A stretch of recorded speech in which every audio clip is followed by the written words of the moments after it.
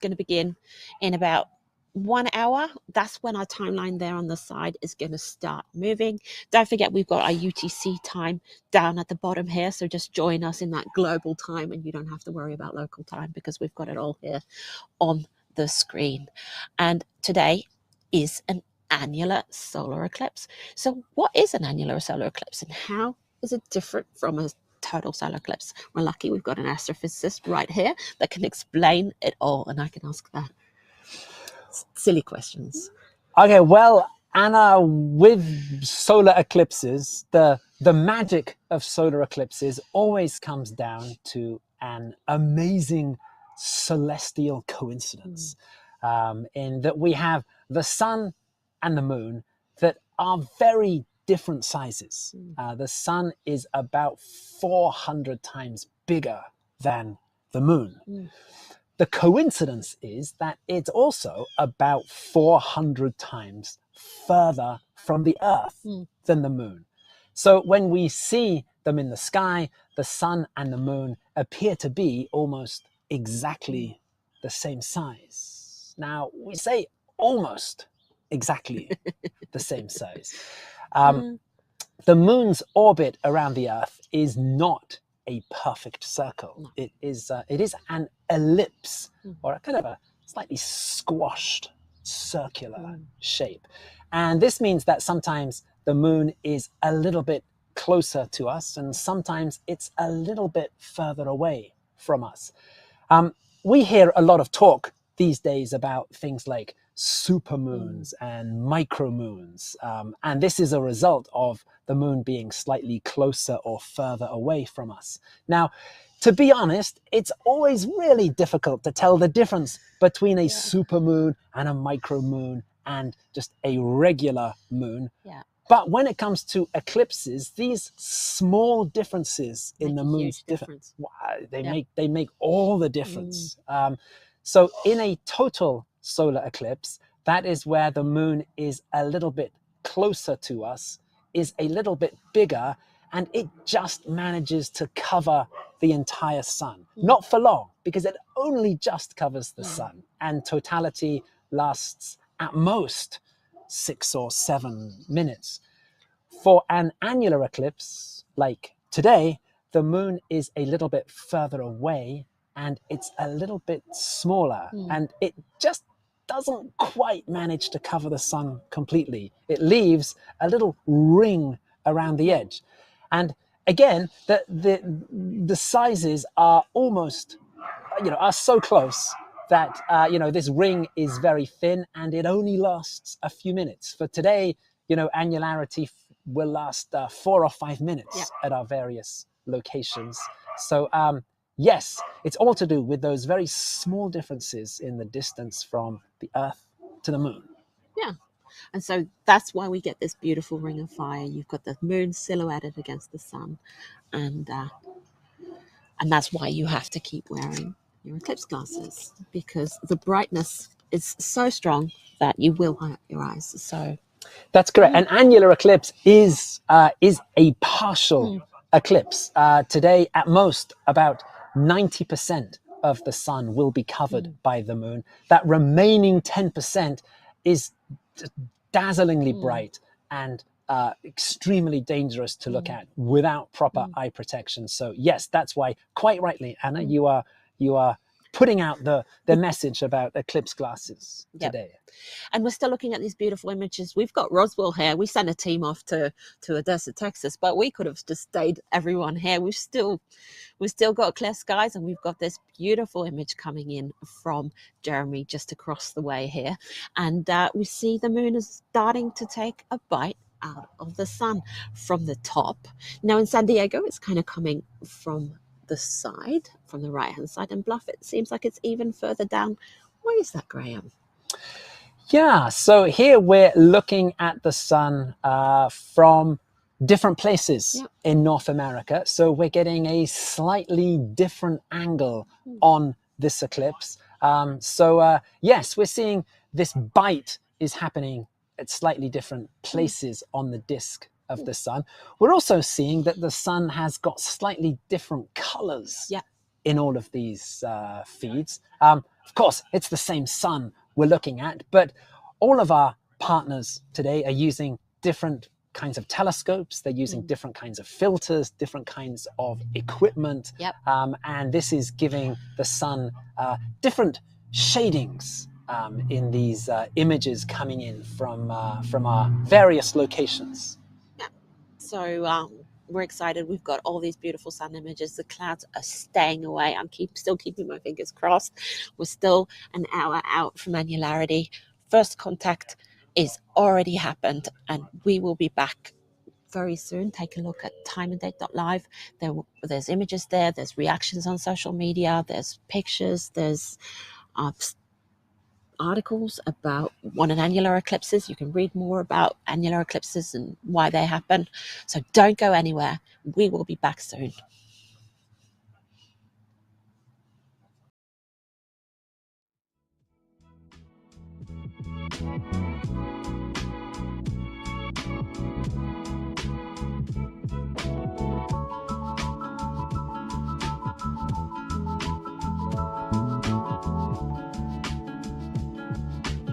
Salve, salve!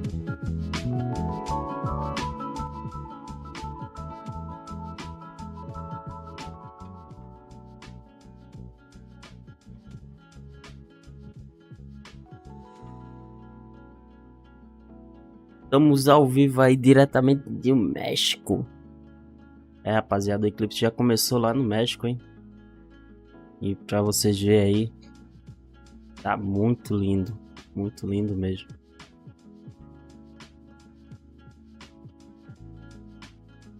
Não. Já tirou? Nada, tá ao vivo. É no México. É o quê? No México. É ao vivo? Uhum. E é. É aqui é em Luft.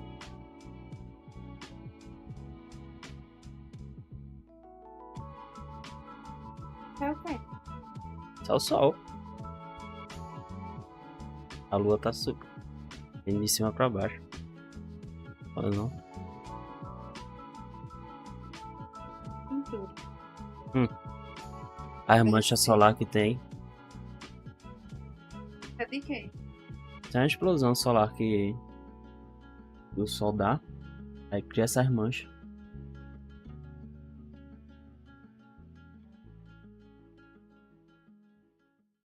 Da hora isso. Vai tratar de roupa? Vou. Tomar banho? Vai tomar banho? Rapidinho. Já fizesse balinhas?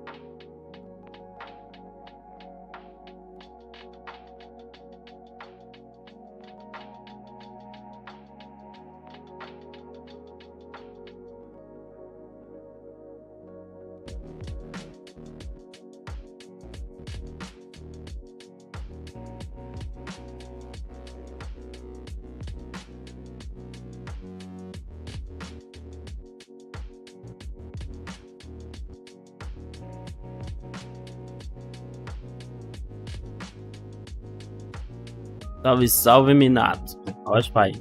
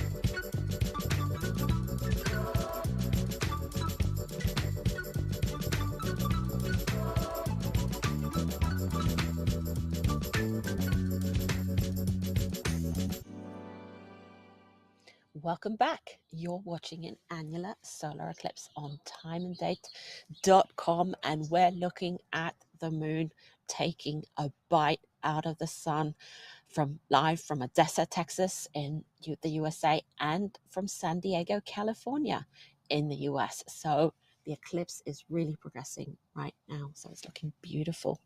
And we have someone special with us. We've got Angela Perez. She's in Ronaldinho,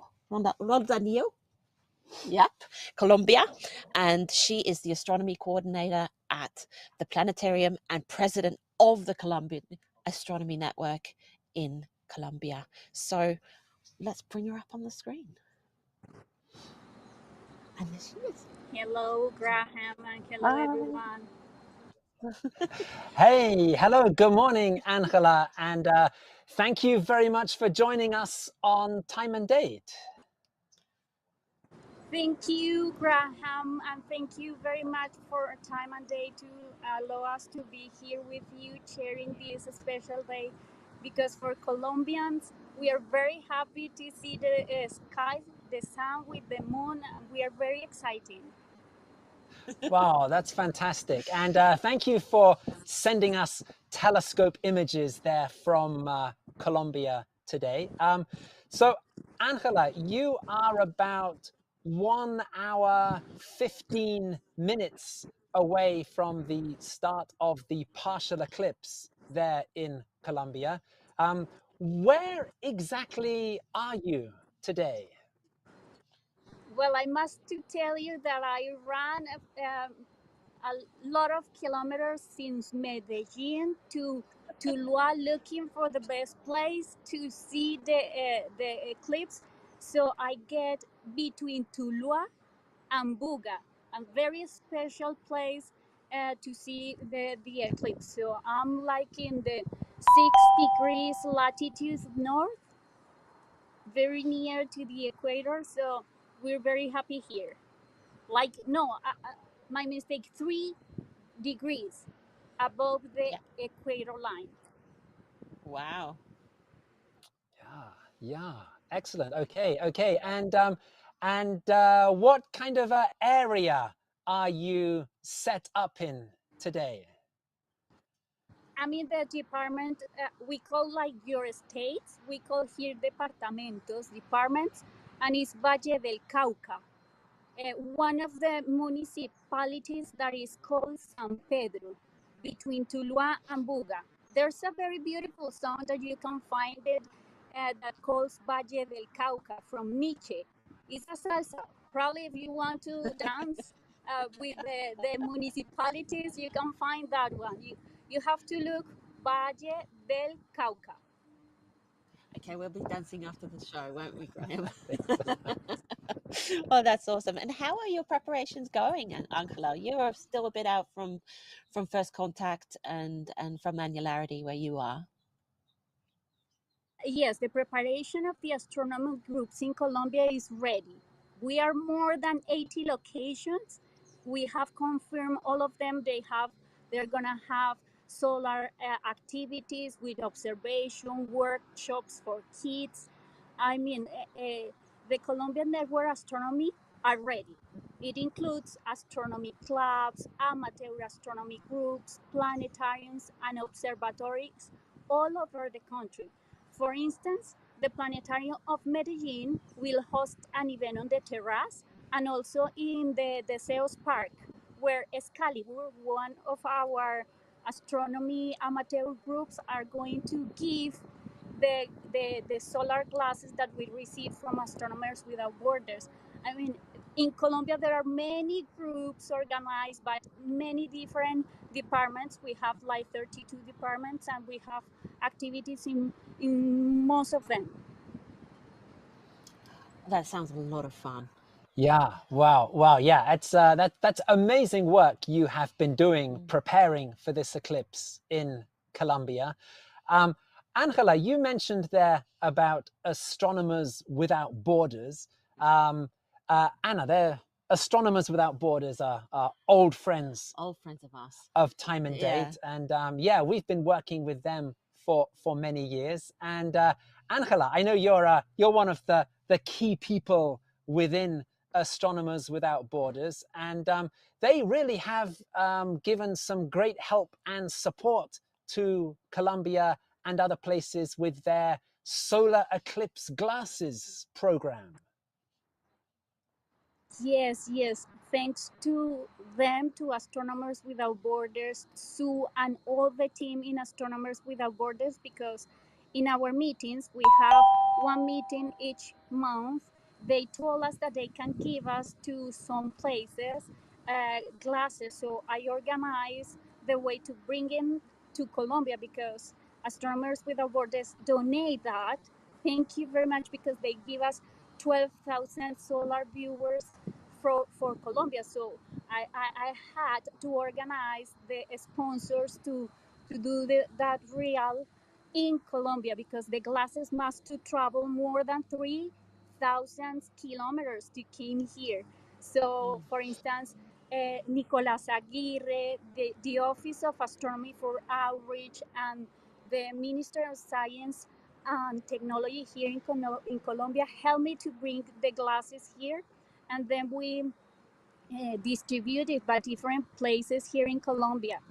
12,000 glasses are in the hands of 12, more or less 12,000 families that are going to enjoy the eclipse in the safety way with the solar viewers. So I'm really happy for that.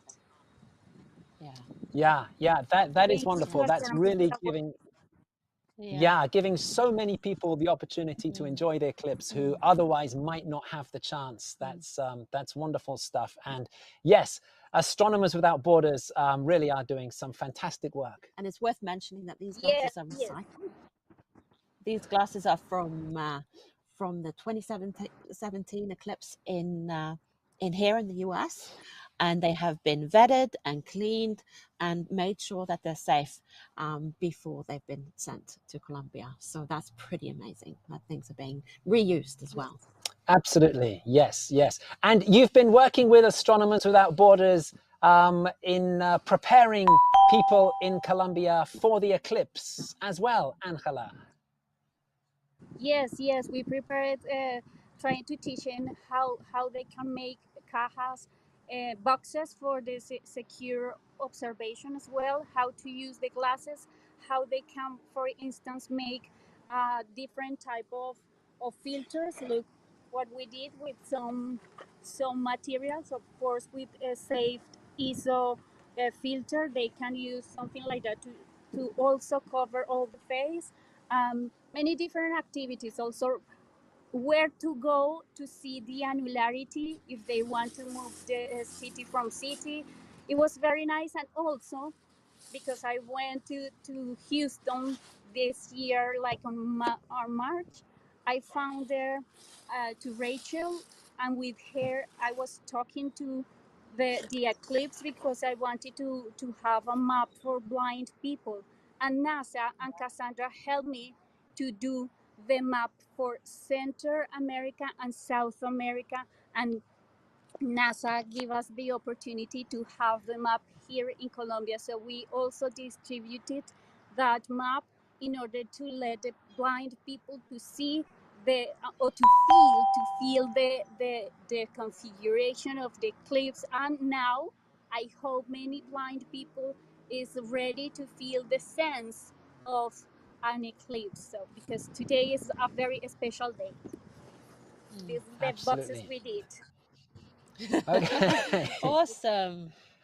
Yeah, Awesome. that's fantastic. That's fantastic. And well, hey, Angela, you have just over 1 hour until the partial eclipse starts with you. So we are going to let you carry on with your preparations and carry on getting ready for this.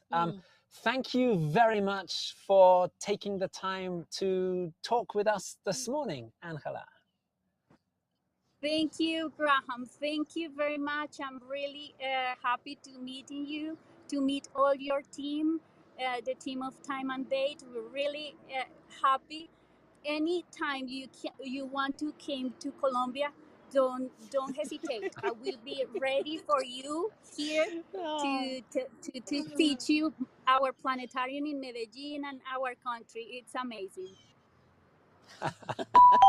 Thank you so much, Angela. Now, we have been looking at pictures from Angela's pictures from Roldanillo, just above her there while we were talking to her.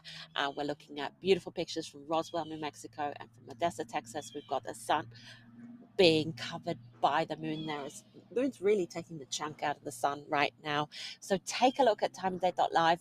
There we have more information about the eclipse, about what's happening, what's coming up, about the timings. So go and have a look there, and we are going to be back here as well soon.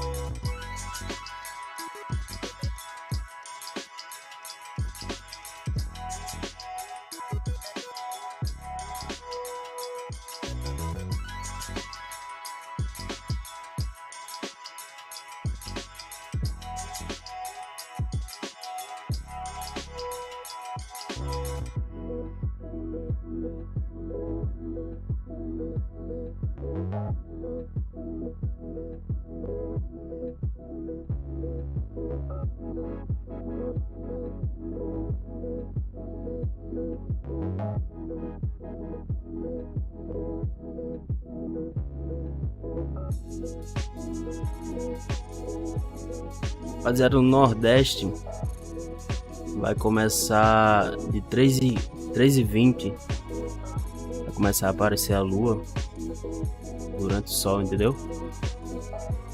Tá a estimativa do anular aí para mais ou menos de 5. Vou confirmar aqui para vocês.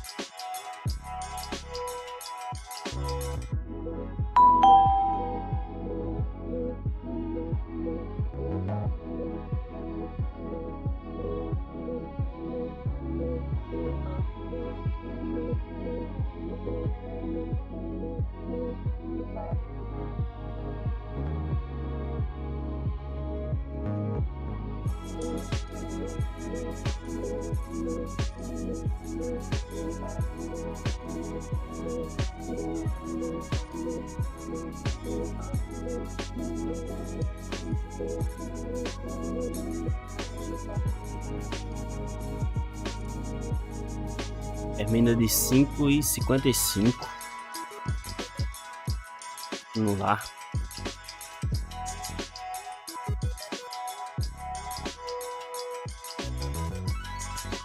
Tá assim? Tava daquele jeito, agora tá assim.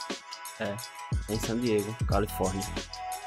Ah, é porque cada país tá vendo. É o fuso horário. É o fuso horário de cada país, entendeu?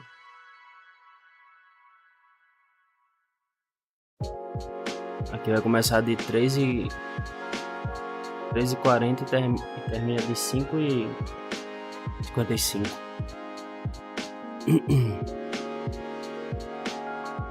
Região Nordeste vai ter o anular. Região Sul vai ser a metade aqui. Não vai ser total não, é. Aqui o mapa. Aqui que vai ser o anular, entendeu? Essa linha aqui, ó.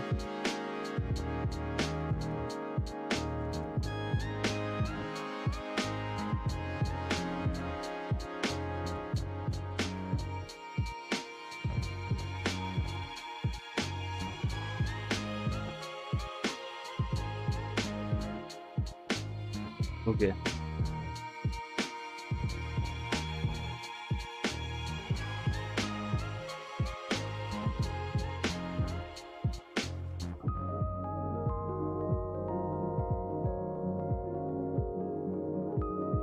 Aí, ó, começa na região de João Pessoa, né? Começa de 4h44, vai no máximo até 5h44, 1 hora de eclipse.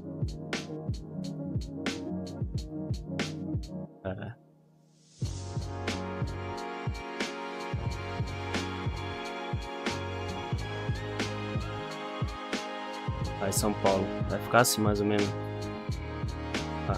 Não vai ficar completo, entendeu? São Paulo, Rio de Janeiro também não vai ficar completo.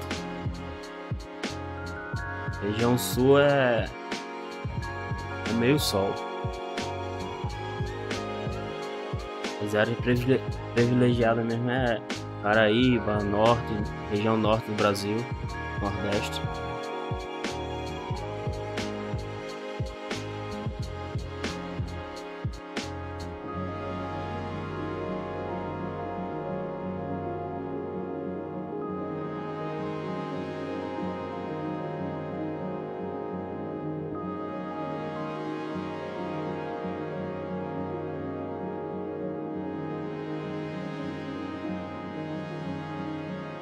Terezinha, região Nordeste aí, Terezinha, Piauí, Ceará, tudo vai ser praticamente o mesmo horário. E 4h35 já começa. Não é um negócio exato, entendeu?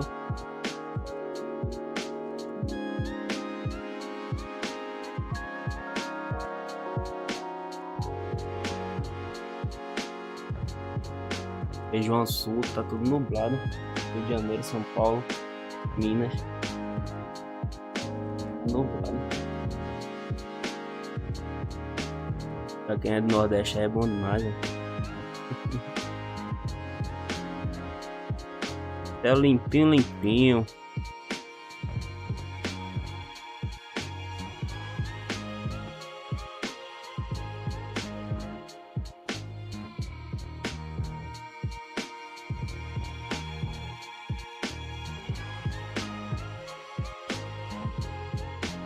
Pra galera que vai ver aí, rapaziada, deixando o eclipse, filtro soldador número 14, hein, rapaziada. 12 dá pra ver, porém não fique exagerando, senão a sua retina vai ser queimada.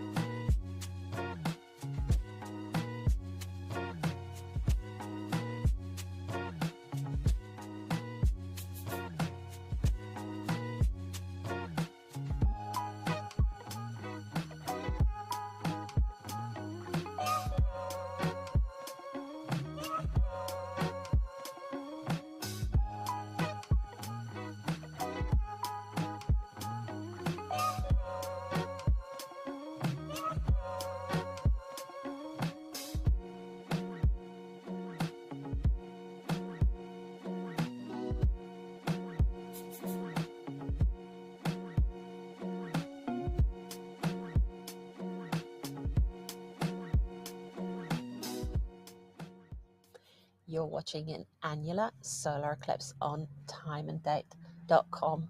I am Anna Buckle, this is Graham Jones, and we've been at it for an hour and a half now, and we still have, oh, let me do my math, 4.5 hours to go?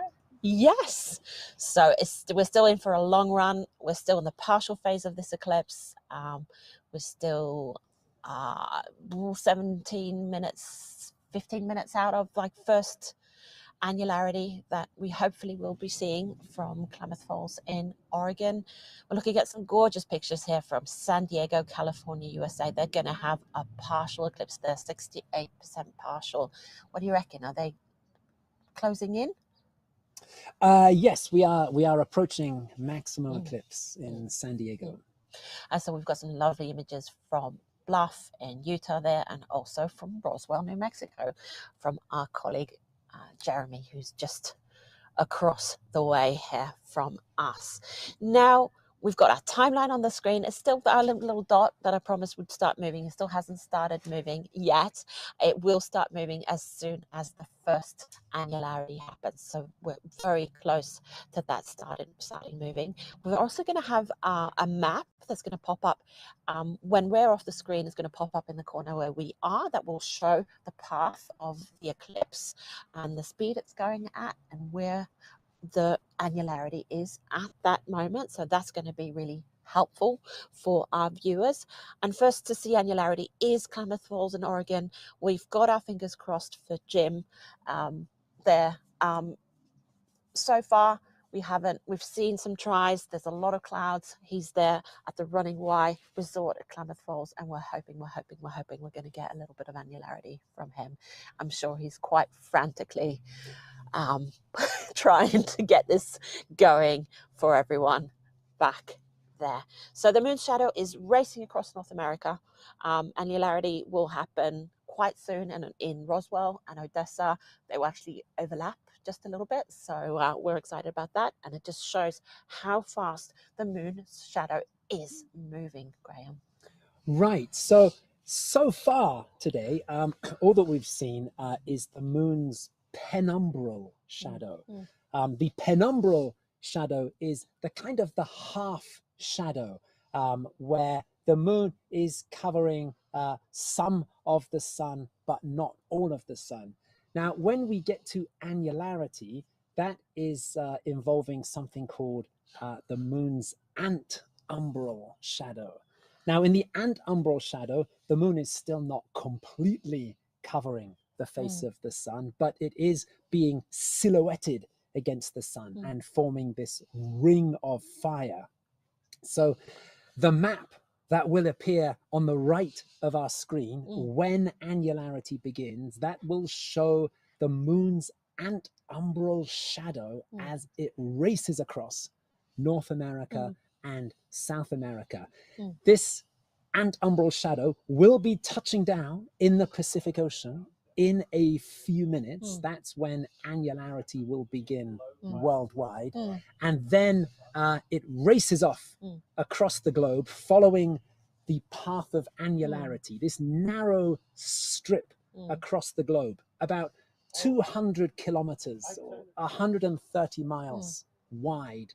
And that's where the ring of fire will be visible today. And we're saying that the shadow will be racing across the globe. I mean, as sort of a good illustration of just how fast the moon's shadow will move is to take the example of us here in Roswell and our second time and date team in Odessa in Texas.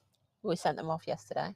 We did. So we've been here all week in Roswell. We've been enjoying beautiful blue skies. Blue skies. Yeah. Warm temperatures. Warm temperatures, blue skies. But when we've been studying the weather forecasts, depending on the model that we were using, Roswell was anything from 0 up to perhaps 30% chance of cloud cover.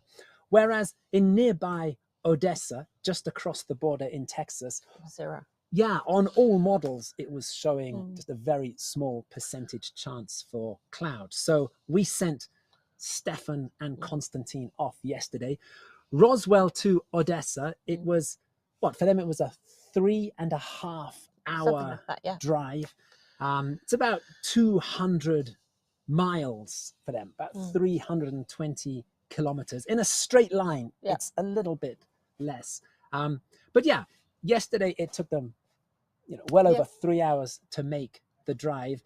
Today, the moon's shadow is going to do the same drive, but it's going to cover it in just 5 minutes. The annular eclipse will start here in Roswell at 16:38 UTC, as it says on our timeline on the left. 30 minutes from now?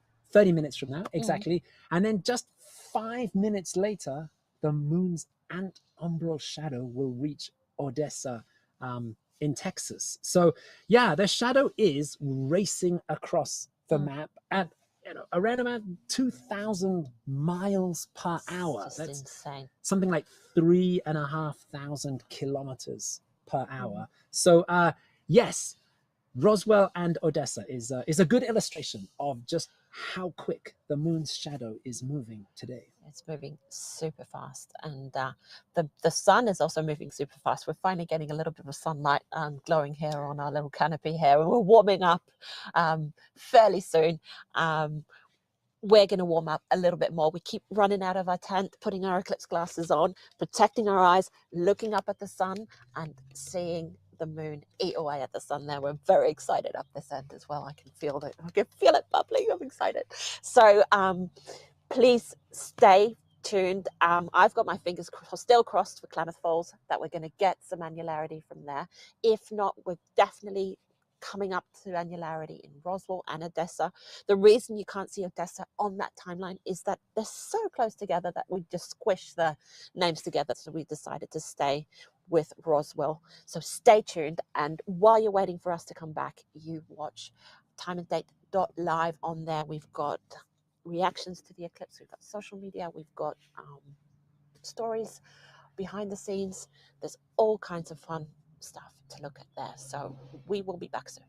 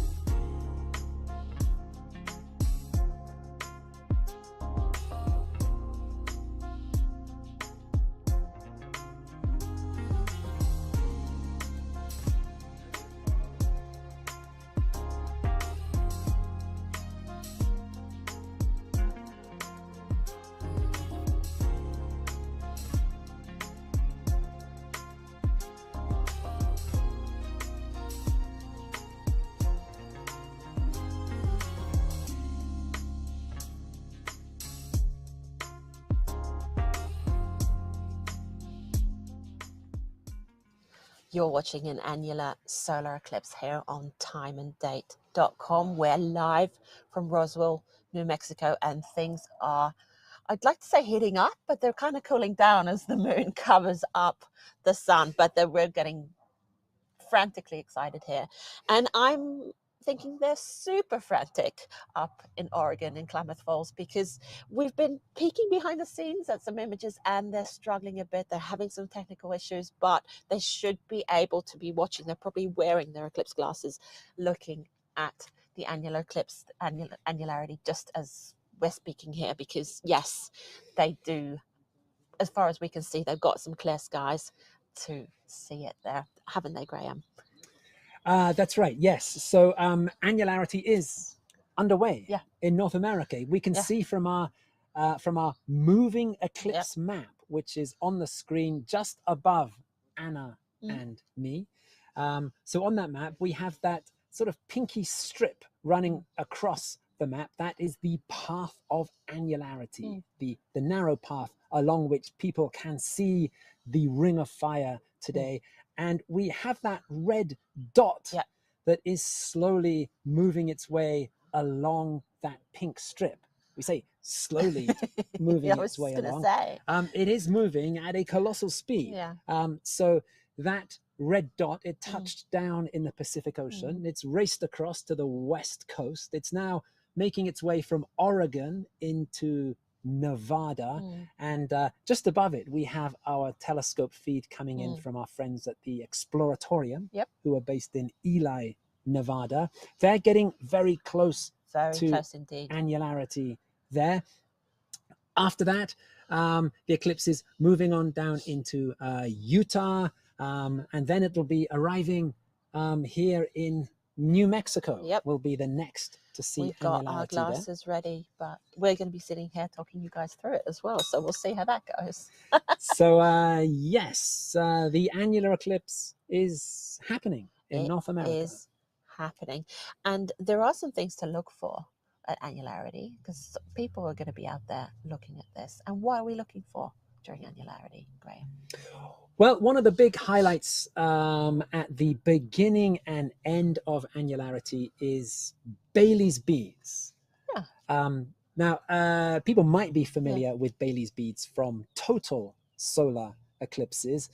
This is where little beads of sunlight can be seen streaming through valleys on the edge of the moon's surface. The difference between a total eclipse and an annular eclipse is that in a total eclipse, these beads can be seen on the leading edge of the moon at the start of totality as it crosses the final bit of the sun.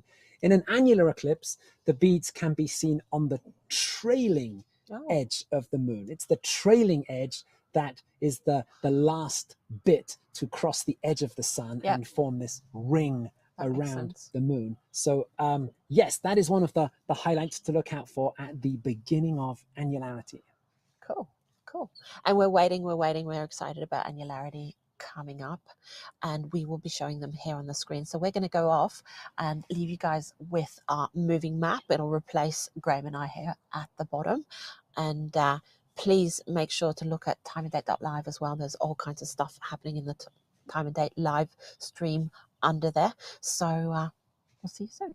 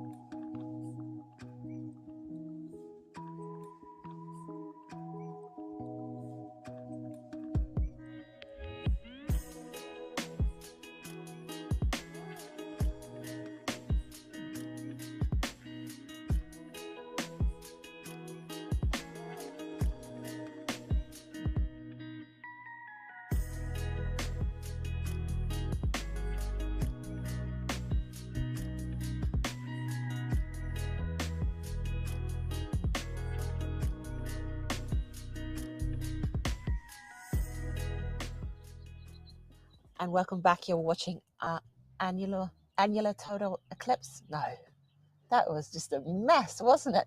Annular solar eclipse. We've been frantically working in the background here. We've had problems both in Odessa and here in Roswell.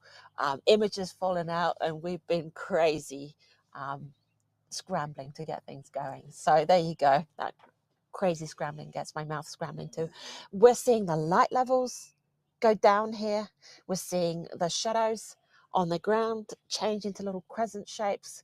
You can really feel like that the excitement is in the air and things are changing.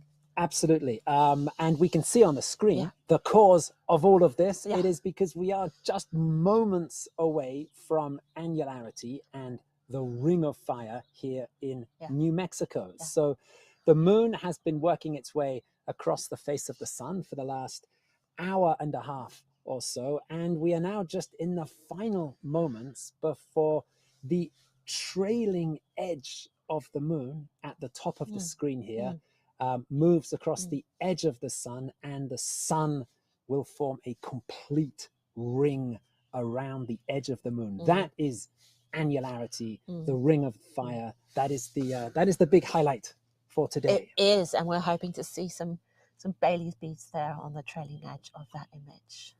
That's correct. Yes. Meanwhile, in the top right corner of the screen, from a couple of 100 kilometers further down the path of annularity, we have the pictures coming in from Odessa, Texas. That's the other team from Time and Date. That's our second Time and Date team, and they are just a few minutes behind us. Ooh, the birds are going a bit crazy. They are. I don't know if you could hear the squawking of the birds there. The light levels are really starting to go down here now in Roswell. It really is like evening is coming in. The temperature is dropping. It's dropping. I'm really feeling that on my skin. A big drop in temperature here. And yes, keeping an eye on the screen, we can see that the edges of the sun there at the top of the screen, those two horns of the sun, they are working their way towards each other, getting closer and closer, and they will very soon be touching and forming a ring. Just as they touch, that's when we may get the opportunity to see these Bailey's beads. That's the very final little bits of sun before it forms that complete ring, shining through little valleys on the edge of the moon's surface. You can see there on our timeline, we've moved through Klamath Falls. The moon's moving through, projecting its antumbra, its shadow, onto us to produce this annular eclipse. Yeah. And I could just hear here on my air, I got interrupted by Gus in our studio back in Stavanger HQ. Camera is being adjusted in order to get the proper annularity here in Roswell. So hopefully, I'm crossing my fingers now. We've been looking at Jeremy sorting things out here in the background. And wow, there it is. There it is. And let's pay attention to this because it's close. And there it is. That is the start of annularity here in Roswell, New Mexico. The sun has formed this complete ring around the edge of the moon. That is the entire moon silhouetted against the face of the sun. And we are beginning 4.5 minutes or so of annularity here in Roswell, New Mexico. Yeah, and as we said, this shadow is moving so fast at the moment, and this annularity here in Roswell will overlap with annularity in Odessa, wouldn't it? That's right. Before we reach the end of annularity in Roswell, it will be starting down the road in Odessa in Texas. Why is it that it just kind of, I'm just imagining doing the circles kind of down the path. Why does it happen like that? Well, we can really see that from that moving eclipse map that we have on the right side of the screen there. That bright red dot in the middle of the map, that is the moon's antumbral shadow. That's what's causing this ring of fire. At the moment, the middle of that dot is more or less over Roswell. Roswell is about 30 kilometers or about 17 miles off the very center line of the path of annularity.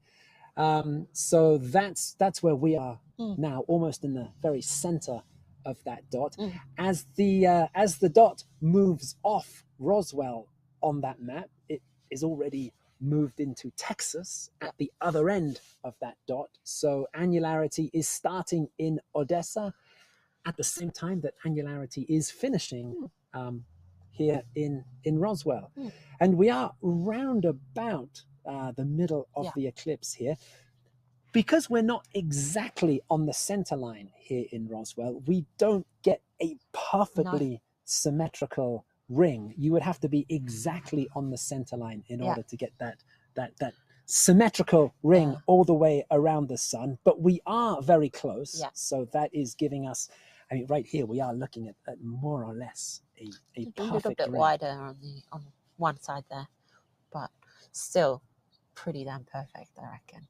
That's correct. That's correct. And this is just a great reminder that the sun and the moon and everything in the sky is always in motion. It's always moving. We very rarely get to actually see things moving in the sky because it's such a slow and subtle movement. But here, over the course of 4.5 minutes, we can, of course, clearly see the moon moving relative to the sun. You can see it thinning a little bit on the side now. We can see it moving. That's right. So we're now into the final stages of annularity here in Roswell. The moon has made it nearly all the way across the face of the sun. Meanwhile, in the top right corner of the screen in Odessa, the whole process is about to repeat. We are getting very close to the start of annularity there in Odessa. That the two horns of the sun are going to meet again. That's right. Once again, they're getting closer and closer. So yeah, we're going to let Gus know to switch the images around. We're hoping to get that to happen quite soon, right? That's right. I think at some stage we're going to swap these images over. But yes, we are looking at annularity coming to an end. The moon has just finished its travel across the face of the sun, and that ring will be broken very soon. Meanwhile, at the same time, in nearby Odessa, Texas, there you go. There we go. Yes, right. Things are just about to begin in Odessa, Texas, just as things are finishing in Roswell, New Mexico. There you go. And there it is. Yeah. Annularity begins in Odessa, in Texas. So on that red dot on our map, Odessa is on the right side of that dot as it moves across North America, and Roswell is now just to the left of that dot as annularity ends here in Roswell. We should remember to breathe, huh? It's just surreal, and what we're actually looking at is the new moon, and that's a bit funny to think about, isn't it? Because normally we don't see the new moon. That's right. This is actually a perfect view of the new moon. As you say, Anna, it's the one moon phase that we never normally get to see because it happens when the moon is between the Earth and the sun. We are looking here at the dark side of the moon. It is the same side of the moon is always pointing towards the Earth, and how much of it is lit up depends on the moon phase. So at new moon, none of the near side of the moon is lit up. That's one of the reasons we can't see the new moon. But here it is, facing towards the Earth as the dark side of the moon. And there we are now. Now, in Odessa, our second time and date team is very close to the center line. Only about 2 kilometers or 1 mile from the center line. They're just, I think it's about 7 blocks south of the center line. So here in Odessa, we are getting a a perfect ring Yeah. there. That is really a perfect ring of fire. It is for sure.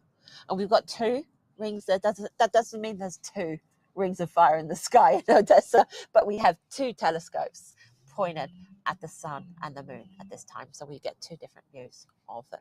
And also you can see the different colors depending on, like we were discussing earlier, depending on filter, depending on type of telescope, those things. That's right. But even as we're speaking, Anna, we've now lost that perfect ring already. We can now see that the moon is moving towards the other side of the sun. Oh, look at that. And now here we are looking through one of our other telescopes here. Now we've got the exposure turned right up on this telescope, so that really is a ring of fire. That really is giving an idea of just how bright the sun is. We can see a lot of activity happening around the edge of the sun there. We can see some prominences at the top of the sun, on the right hand side of the sun. Those are the yellow things sticking out.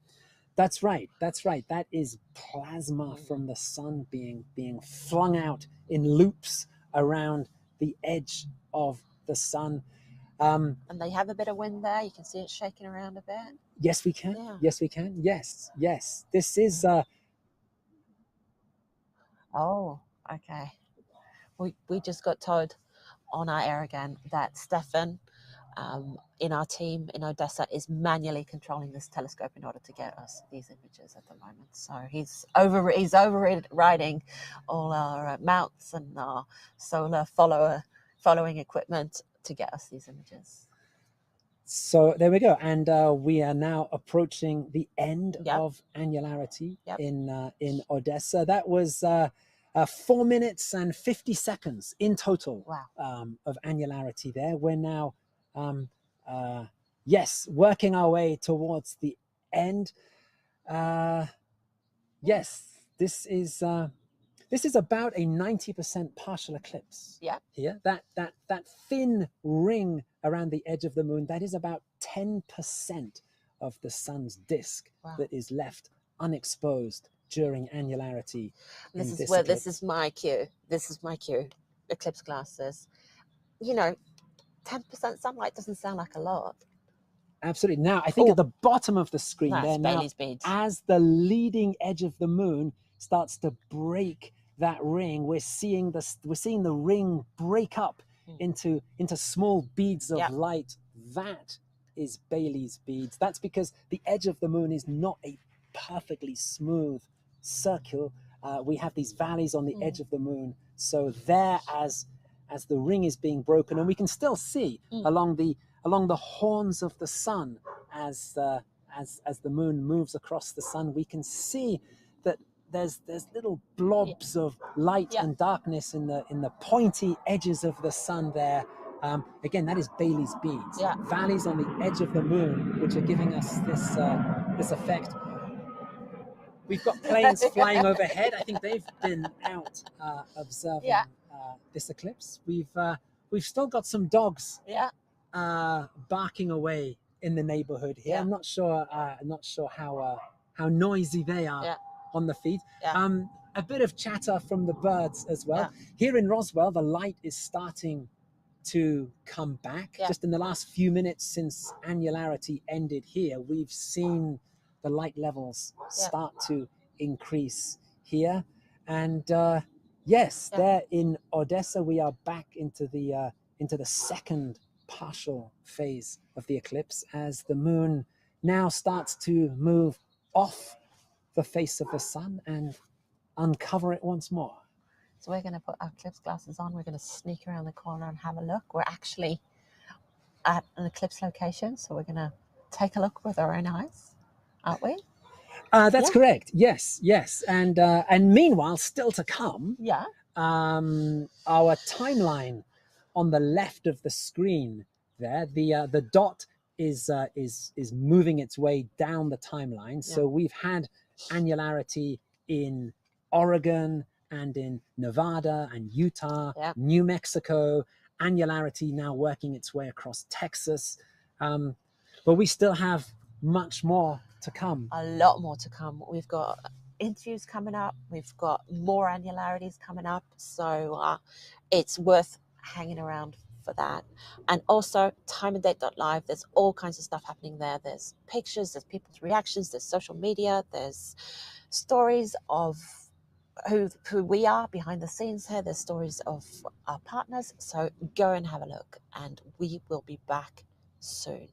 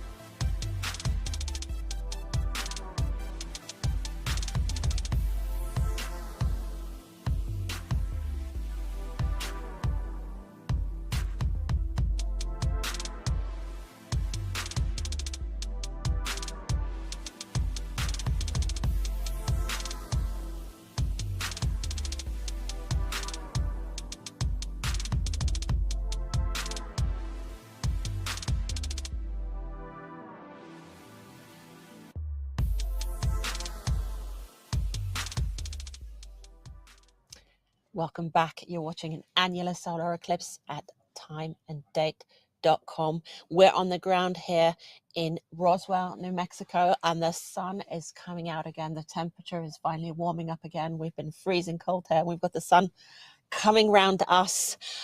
We've been watching some beautiful annularities. Our friend Robin Higdon and her team from Exploratorium captured annularity awesomely there from Nevada and Utah. And we've also had 2 rounds of annularity up here on our big screen from our own team from Roswell, New Mexico, and then Odessa, Texas. We observed some beautiful Bailey's beads there from Odessa. Stefan adjusting his telescope so that we could capture that and some beautiful prominences. So it's been gorgeous. And Graham, what's happening on our live map? Okay, so the state of play with the eclipse worldwide, we can see on our timeline on the left-hand side of the screen that annularity has finished in the United States, and we are heading towards the global maximum point of this eclipse. And on the right-hand side of the screen, just above us, Anna, we've now brought back our live map showing where the moon's antumbral shadow is right now. This is the small area of land which is experiencing annularity or the ring of fire right now. That's that small red dot in the middle of the screen. It's passed across North America. It's gone across the Gulf of Mexico. It's now over Mexico's Yucatan Peninsula, heading into Belize.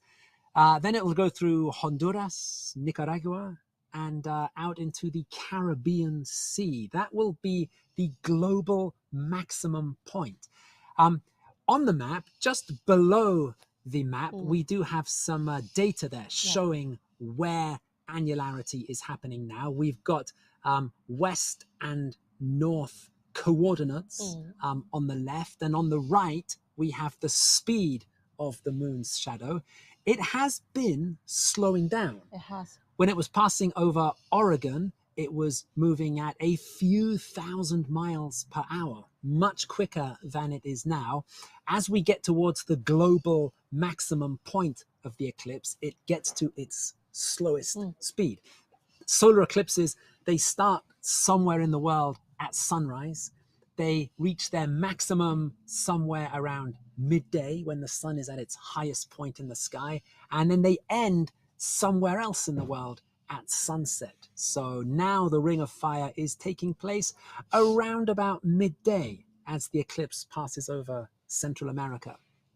It will be an afternoon eclipse in Colombia and Brazil, and we still have that all to come. All to come. Yeah, so we can see the annularity speeding through there, and it will hit Colombia, and we'll zoom the map in at the right spot once we get there. Now we're going to connect with Jim Todd. He's in Klamath Falls in Oregon. He was struggling behind the scenes to get the pictures up, and I'm hoping that he got to see the annularity for himself. Now, he's the director of the Oregon Museum of Science and Industry in Portland, Oregon, and he's at the Running Y Resort in Klamath Falls. They're hosting him there, so they've got a whole party going on in the background, we've been told. So we'll get Jim up on the screen and we'll have a chat with him. Hey. Hi, Jim. You look nice and relaxed. Well, what a show we had here. It was just absolutely gorgeous. Clear skies, everything worked so well for us here. We're having a big celebration, but you hear the music in the background, and people are just celebrating what a sight we had. There wasn't a cloud in the sky. We beat the odds, and we saw a magnificent show. Beautiful ring. People were cheering, clapping. It was just by design what we hoped for, and we couldn't be more happier than the turnout. We had several hundred people here, and it was just music to my ears to hear the people cheering and what have you. But we had a great show here, so we got very lucky break. You could see the clouds are moving in behind me. It's just now starting to cover up, so the timing was perfect. As I told Graham, we beat the odds. we got it today. Absolutely. Wow. Well, congratulations Yeah. to everyone there, Jim. Yeah. That's wonderful news. You guys were the first to see annularity anywhere in the world today, so that's terrific. You're at a place called the Running Y Resort there in Klamath Falls. Could you just tell us a little bit more about where exactly you are today, Jim? Yeah, we're in southeast corner of Oregon. We're just a few miles north of the California border. We are actually east of Crater Lake, and we're in what we call the rain shadow of the Cascades, which was beneficial for us, being able to get this wonderful sky that we had today. And so, Running Y Resort, it's a beautiful resort with the golf course and everything. It was a setting for today, and we couldn't be more happier. And we had a viewing up at OMSI in Portland. We had nearly 1,000 people watching date and time, Wow. time and date on the screen. And so they were able to watch the event up there as well as down here. Oh, that sounds really great. And you told us a little bit about how it was at Annularity, but how was Annularity for you, Jim? I'm sorry, say that again, Ann. How was Annularity for you? How was it to finally see the Ring of Fire? It was spectacular. I mean, it was clear, it was clean. It's a huge prominence that we saw on the hydrogen alpha. It's a huge prominence. We got a line tilt on the hydrogen alpha telescope, looking at that beautiful prominence that we're seeing on the sun. So this is my third angular eclipse, but this one is Wow. was a show dealer because it was so clean. Wow. Ah, that's fantastic. Wow. What an experience. And Jim, when you're not chasing eclipses and when you're not helping explain things to people who are seeing annular eclipses, your day job is at the Oregon Museum of Science and Industry, and you do a whole great set of outreach and science communication work there. Could you just tell us a little bit about what the museum does for reaching out to the public? Well, this is one to do that we go out to the communities and create the partnership and what have you, that we go to events that are happening in our own backyard. And so we do everything we can to promote the event, whether it's going to be at OMSI or in the state of Oregon. We try to go out there and offer the programming that we have because we have quite a following here in the state of Oregon. And the reason for that is that they expect us to do these kind of program offering, and they look to us. And we find every way that we can to promote and provide the unique science education that is involved in the eclipse.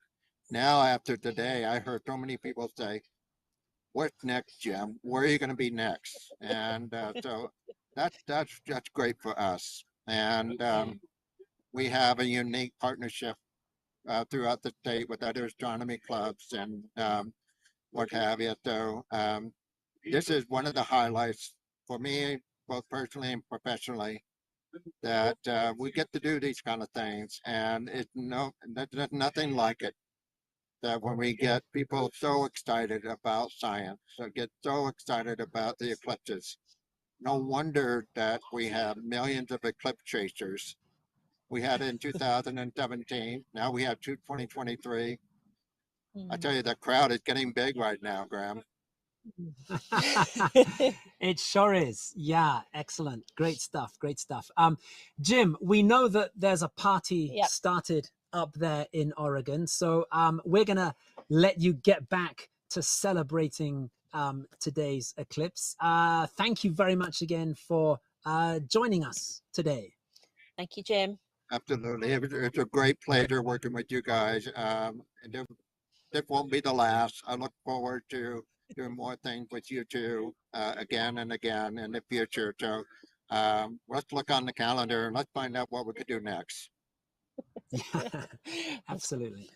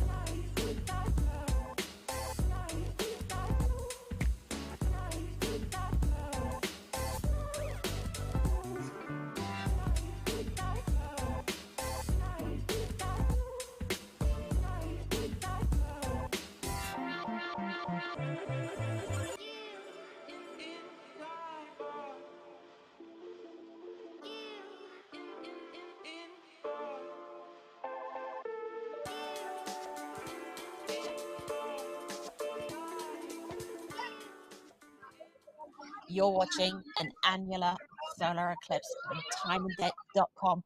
We're on the ground in Roswell, New Mexico, in the United States, and at the viewing spots around here in Roswell, I'm sure that they're getting ready to party. The eclipse is almost over, but is definitely not over here, is it, Graham?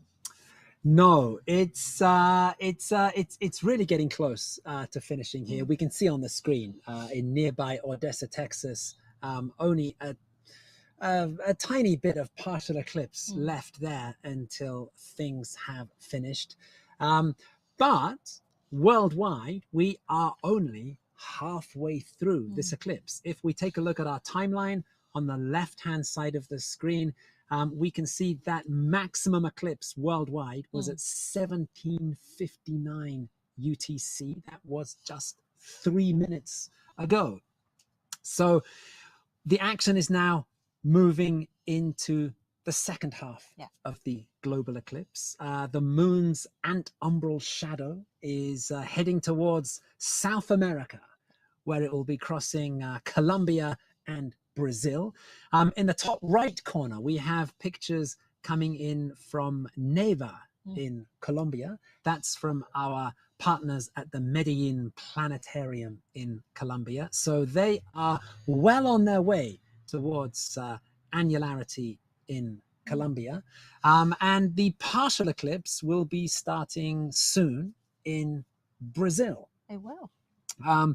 Now, in Brazil, we have pictures coming in from a number of locations. We've been very fortunate to be able to collaborate with the National Observatory in Brazil, where there's been a fantastic team of people putting together all kinds of preparations for this eclipse. And we are going to go now and have a chat with one of the key organizers of their efforts. Coming to speak to us from Carnaúba dos Dantas in Brazil, we have Ricardo Ogando.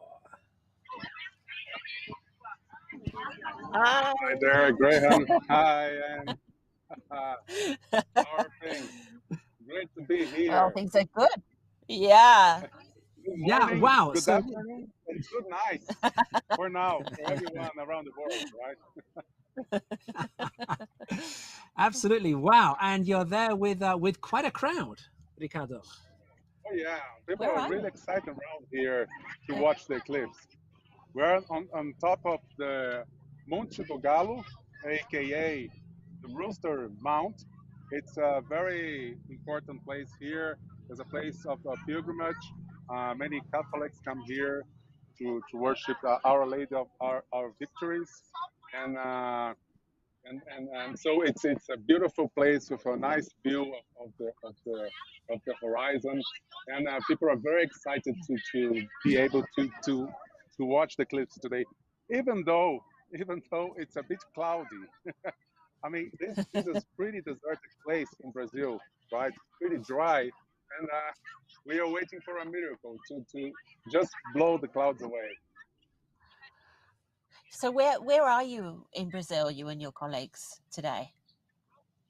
So I'm here with Marcelo Domingues, a Yeah. seasoned eclipse chaser. He's from the Astronomical Club of Brasilia. And so this is just one of the places in Brazil that is watching the eclipse, right? The National Yeah. Observatory, or Observatório Nacional, as we call it, managed to organize a stream of observers all over the path of the annularity, right? So people in Amazonas state, in cities like Tefé and Japurá.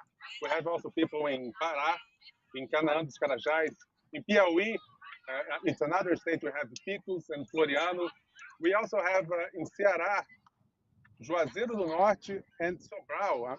I mean, we sort of are reenacting the 1919 Sobral eclipse, right? I mean, we came all the way from Observatório Nacional. We had this sort of expedition. We had to climb the hill. I was lucky enough to get a motorcycle, to hitchhike a motorcycle up here.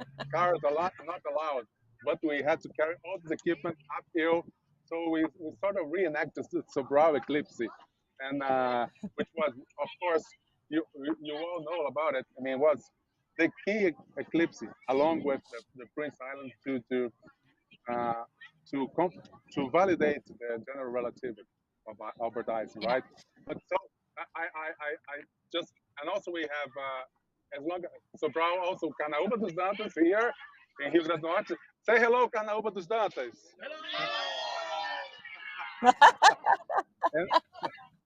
and Parnamirim as well.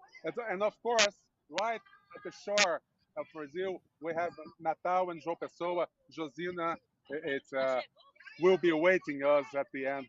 Josina, which is really the key person organizing this major effort that really took over during the pandemic to have these lives and have people broadcasting from all over Brazil to present astronomy to people all over Brazil. I mean, Josina Nascimento from the National Observatory is really the key person organizing this. That's fantastic. That's fantastic. Yes.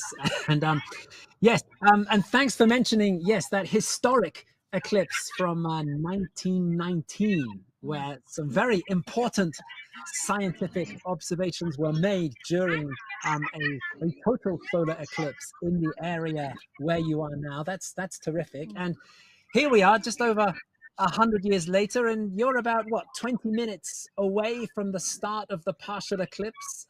Is everybody set up and ready to go? Well, Marcelo Domingues is, as you can see right here, he's trying to set his things up. We were challenged by the going uphill. So he's starting to set up, but from other places in Brazil, the people are ready to start observing. I mean, apart from any clouds that come in front of the telescope, people around here are also eager to get the glasses, the famous glasses, and start looking into the sun safely. And you've got lots of people around you, and that's what this is all about. What kind of outreach work does the National Observatory do on daily basis? So the National Observatory, apart from being a research institute, right, in astronomy and geophysics, and also has a historical role in set up in the legal time in Brazil, right? I mean, that's what astronomers used to do in the past, right?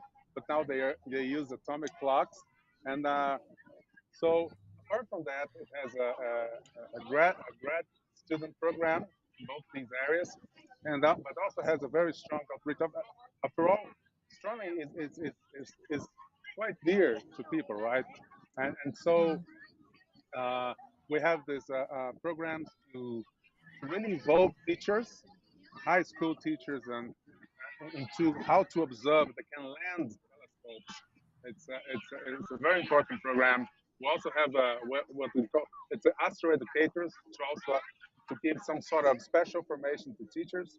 But this one that I just mentioned before, Céu em Sua Casa, which really took over during the pandemic, are these lives, right? Where we show events. The first one was pretty awesome. The occupation by the moon, the occupation of Mars by the moon. We even used our 100 years telescope at the observatory to observe it, and was the first huge success. Tens of thousands of people. Also then conjunctions, and of course, rebroadcasting time and date eclipses from all over the world where we could not reach. I mean, we would rebroadcast you and would be a huge success. Yeah. And so it's a great honor. It's a great, I mean, it's amazing to be here and part of it and broadcasting back to you the eclipse. Well, it's an honor to have you guys on our show as well. We've really enjoyed all the preparations we've had with you and talking to you guys. And yeah, thank you so much, Ricardo. And we're going to let you try to set up the telescope there with Marcelo. So good luck with that. Absolutely. Yeah. Good luck to everyone in Brazil today. We really hope that you get some good skies for a view of this eclipse. Thank you so much for taking the time to have a quick chat with us, Ricardo. And yes, good luck to everyone. What is it? Here we are. We can see on the screen that here in the United States, things are nearly finished. So our attention Ciao, ciao. is turning towards South America. And okay, there's everybody there about to. Okay, Eclipse will be starting there in a few minutes. So we are going to be back very soon with we hope a lot of Eclipse action from Colombia and Brazil. So don't forget to check out all our resources, all of our updates on timeanddate.live. Don't forget to subscribe to our YouTube channel, and we will be back with you very shortly.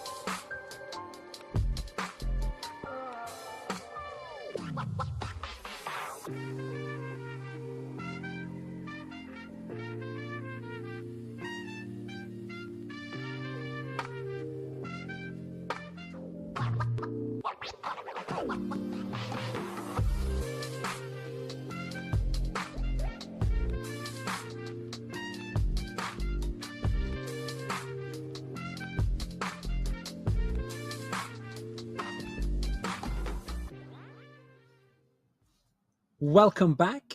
You are watching the annular solar eclipse of October 2023 here on Time and Date. Anna and we're here in Roswell, New Mexico, where everything has finished.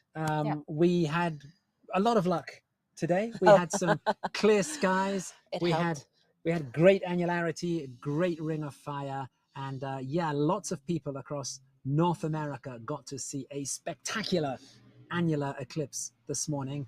The action has now shifted southwards. Annularity is now heading towards South America. We can see from our live eclipse map there above us that the moon's antumbral shadow, where the ring of fire is viewable, it is now just entering Colombia. Anna. Yeah, and we've got Neighbor Colombia here up on the big screen, and if I didn't know better, it looks like a crescent moon, but it's not. It is the new moon eating its way across the sun there in Neighbor Colombia. And if we're having a look at our timeline, I know we don't have Neighbor in there, but we do have Roldanillo Colombia, and it's quite close. It's we've got our UTC time down here, so at 18:34 UTC, that's in math is always hard for me, 7 minutes. We will be enjoying annularity there on our main screen from Neighbor in Colombia. annularity is going to be around 5 minutes, isn't it? It should be just a little over 5 minutes, Yeah. around 5 minutes and 5 seconds. Wow, that's a lot. Yes, that's going to be the longest annularity we see today from our locations. Two reasons for that. Firstly, Neighbor is quite close to the global maximum point of this eclipse. We can see from our timeline on the left that the maximum eclipse worldwide, that came about half an hour ago over the Caribbean Sea. The moon's shadow does slow down around the global maximum point of the eclipse. But the other thing that is making a big difference to Neighbor is that it is quite close to the center line of this eclipse. It's about 23 kilometers, about 14 miles from the center line. You put those things together and You get more than 5 minutes of annularity. you get exactly right. Exactly that. Oof, we just lost our image there. Let's hope that they can get it back. So we're going to leave you guys here. We've got lots more to come. We've got annularities lining up in Brazil. That's right. And we've just seen the top right there. Exactly. Right. Partial eclipse is just starting in Juazeiro do Norte in Brazil. So we have, yes, lots of eclipse images coming up from Brazil as well. And we've got a beautiful sun there coming in here from Odessa, Texas. They're still streaming the sun, and it's just a gorgeous sight, that as well. Yes, so we've got lots to look forward to still. Check out timeanddate.live. There we have lots of supplementary information to what we're saying here on the screen. Make sure to subscribe to YouTube to not miss out on our future live streams. So we'll see you back here very soon.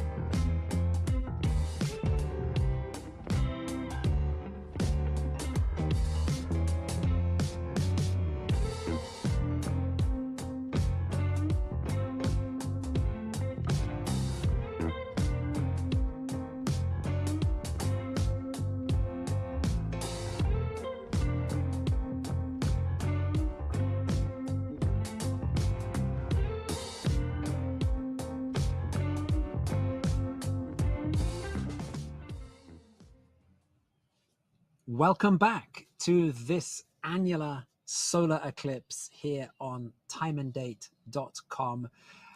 We are into the final 2 hours of our show today. The eclipse has moved into South America.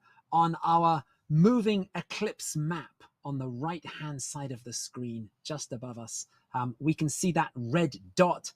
That is the small area on the globe where annularity is visible right now. It's crossing from Colombia into Brazil. We can also see just below the map, we have some data there showing the latitude and longitude. And we can see that we are, what is that, about a 1.3 degrees north and going down as we watch. So the antumbral shadow of the moon is about to cross the equator into the southern hemisphere, and the rest of this eclipse will be a southern hemisphere eclipse. If we have a look at the speed of the moon's shadow on the right hand side, we can see that that is starting to go up as the shadow gets towards the end of the eclipse, towards the end of the path of annularity. It accelerates to incredibly high speeds as the eclipse draws to an end at sunset in Brazil. That's going to be around about a couple of hours from now. Now, on our screen, we have just been looking at over 5 minutes of annularity that came to us from the city of Neiva in Brazil. And well, Anna, how was annularity in Neiva? Oh, that was intense. We were cheering on in the background here for our friend Michelle. She was working hard to bring us those images. So I was very glad that the annularity lasted 5 minutes so that she had time to get it back up again and show us that beautiful image of the moon crossing the sun. And here are Michelle's images again here from Neiva, Colombia. And wow, it's still looking awesome. It's still really looking awesome. We saw the Bailey's beads and we just, yeah. I get a bit lost for words when it's so beautiful. Absolutely, yeah. That was a terrific sight there. We still have lots to come, lots of partial eclipse and annularity to come from Brazil.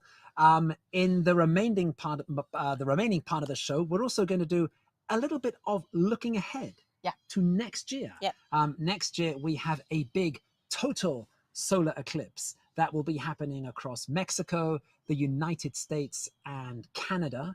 Our time and date team is going to be in the city of Llano, Texas, for this eclipse. And coming up in a few minutes, we're going to be having a chat with Tony Guidros, who is the Director of Community Development for the city of Llano. And he's going to be telling us about some of the challenges that a small city has in preparing for the event of, the very unique challenges that a city has preparing for a total solar eclipse. So that's going to be coming up in a few minutes. And we've got all of Brazil. There's loads of annularities coming up there.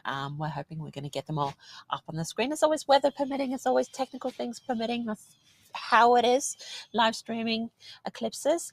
And speaking of the future, we're going to be live streaming a partial lunar eclipse in 2 weeks, not from Roswell, but from Time and Date HQ in Stavanger, Norway. So yeah, we've got a lot to come, and all of that is described on timeanddate.live. We've got all the good stuff about our partners, about this eclipse, and also what is coming up in the next few years, weeks, all that fun stuff. So see you soon.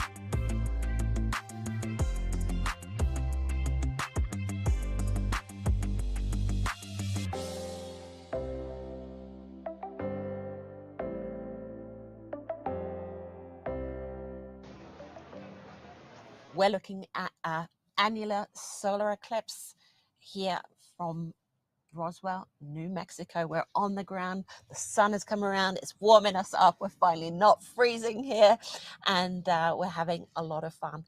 And we want to look a little bit ahead because we are going to go to Texas in April 2024 in Llano, Texas, in the US. Graham.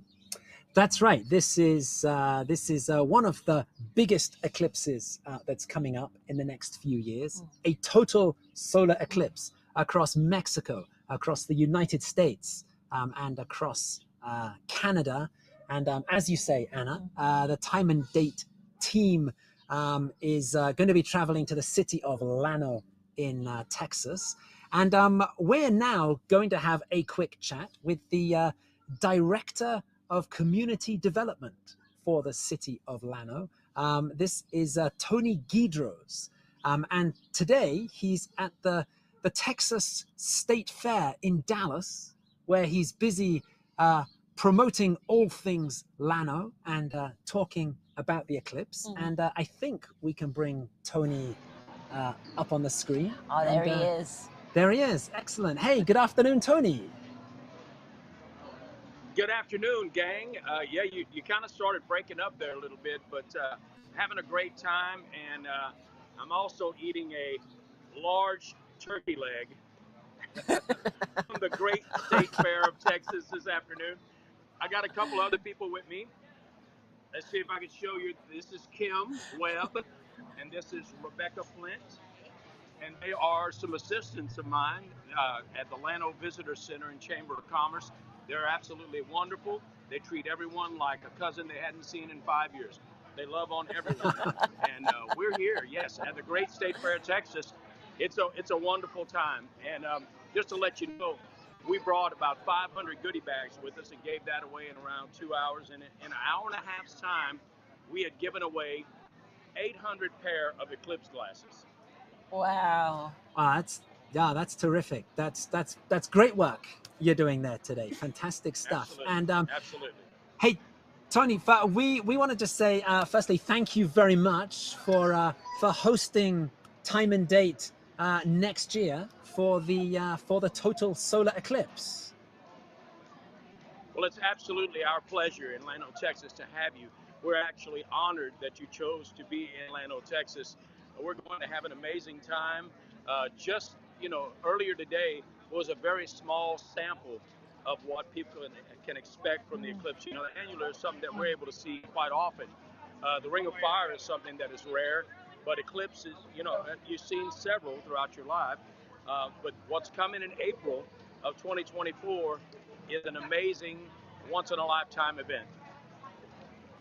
And how are the preparations going? We've heard of some challenges that you've been having getting ready for the eclipse in 2024. Well, so we have emergency management teams that are working on several things. The city has also been working to secure everything for our locals, because we do expect a large influx of people to come, as Llano is directly in the path of totality for 2024. So we have a bridge that runs right through downtown. It's an iconic Inks Bridge, and that is a little bit of a concern of ours because it's always a high traffic area. But we believe that our emergency management will take care of being able to take people to the hospital or any kind of medical that they might need. We're also working with the state of Texas and the governor, and hopefully he will help us with some of the Texas National Guard and American Red Cross to help us as well, because we do want to take care of everyone that comes to town.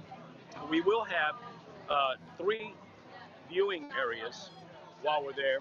So at Badoo City Park is one area. We have around 88 camping sites, and it's right on the Llano River there. But then we have a larger spot at the John L. Kirkendall Arena and Convention Center there, where we will have more camping sites and a lot of RV sites.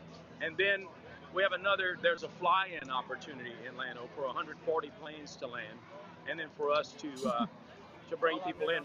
We have a website, which is Llano2024eclipse.com, If you'll go there, you can see some information on the readiness that we're preparing for, and then also you can see some date and time information. We appreciate your website giving us the opportunity to put that information up.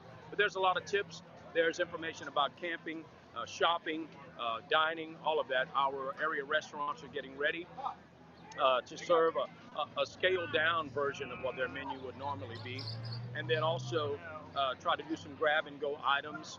We do have medical that will be in each one of those 3 locations to rehydrate people should they get dehydrated. We also have food trailers that will be there, and just several other opportunities just to come and have fun as well. We want people to love Orlando, and we are You're absolutely really getting things going, Tony, huh? Yeah? Yes, Wow. we are very excited. Yeah. Very much so. Wow, that is a lot of work going on to prepare for the eclipse there. Tony, we know that you're another part of the festival. Okay. We'll also have the Lano Solar Fest, which is a kind of a 2-day music festival. We'll have 4 bands each day that will perform. Wow. And there'll also be some eclipse. Let's see, how would I say? There's a guy who does several planetarium presentations, but he's going to do some eclipse presentations. His name is Michael Albrecht. He is a scientist and geologist, so we'll have him there. And then we're hoping to also have Dawn Davies.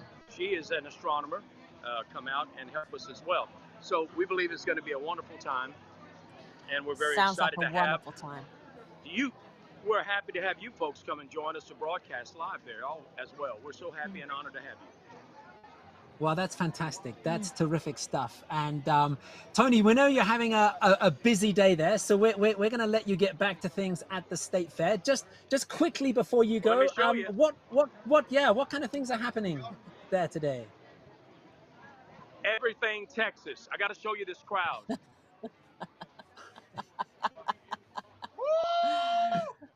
Yeah, you're on here in New Mexico there. All right, people. Yeah, all right. So everything is happening. I mean, it's unbelievable. I'll show you this side of folks right there. Yeah, you're live on date and time. All right. So, but yeah, so everything Texas. Right now we're in the food court, and there's the giant corn dogs and turkey legs and live concerts going on every day, and there's a huge midway with a Ferris wheel and all that, and a lot of families, a lot of kids having fun, and just celebrating Texas. So that's what we do. One of the biggest states ever, so we got to play everything big in Texas, right? Like the big eclipse that's coming in April. That's right. That's right. Well, we're excited about Graham, coming and too. Thank you, Anna. Yes. And thank you, Tony. And I also have to thank Gus, who's the technical engineer that put all this together for us today. Thank you, Gus. Thank you, Tony, and you, Graham, we're excited about seeing you next year so much. Thank you. God bless you both. Yes. We've got annularities coming up in Brazil from 19 forward and onwards. You can see it there on our timeline. They're going to come fast and tight and quick and beautiful. That's my plan. Go to timeanddate.live. There's going to be eclipse goodness there. There's pictures, there's information, there's information about next year's eclipse, so it's going to be lots of fun. So join us soon for more Brazil.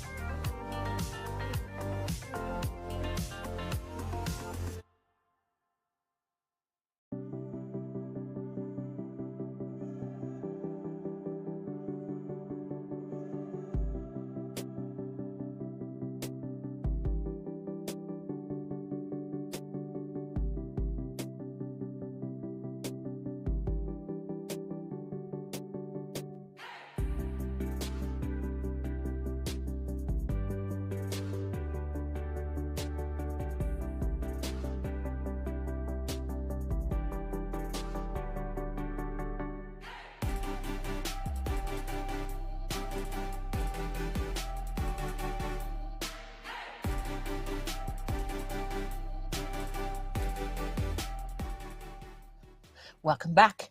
You're watching an annular solar eclipse on timeanddate.com, and we're on the ground in Roswell, New Mexico. We've been enjoying annular eclipse here, and it's over, but it is not over in Brazil. And annularities are coming up, and they're going to come thick and fast from about 1934 UTC. And why, Graham? Right. If we have a look at our moving eclipse shadow map just above us on the right-hand side of the screen, we can see, first of all, we've got our longitude and latitude information on the left-hand side there. That's showing us that the moon's shadow is now in the southern hemisphere. On the right-hand side there, we can see the speed of the moon's shadow as it moves across the globe. And we can see that that is increasing. That number is going up as we look at it. The reason it goes up is because the moon's shadow is moving across the globe, but as it gets towards the edge of the Earth's surface curves away. So the moon's shadow strikes the Earth at a much shallower angle. It's why we can see that that red dot, which is showing where annularity is happening now, when we saw it towards the middle of the eclipse near Columbia, that was a very kind of circular dot. As we now get towards the end of the eclipse, that shadow is starting to stretch out as the Earth curves away from the shadow until eventually the shadow will skim off the Earth and lift into space, and that will be the end of the annular eclipse this time round. Yeah, and we are waiting for these annularities across Brazil, and we're going to sit back and watch them come one after one. We know that some people are having clouds, some people are having difficulties, so we're going to make sure and hope and cross our fingers, like we're always doing, that we get a few of these annularities. When we were looking at the maps, our feeds just an hour ago, they were all up and running, everything was good. And now we're left with Juazeiro do Norte in Brazil, and hopefully the other ones will follow through. So go to timeanddate.live, check out what's going on there as well. It talks about what's coming up next. It talks about what's going on in Brazil, and we're going to lean back and enjoy the next 20 minutes of annularity from Brazil. So we'll see you soon.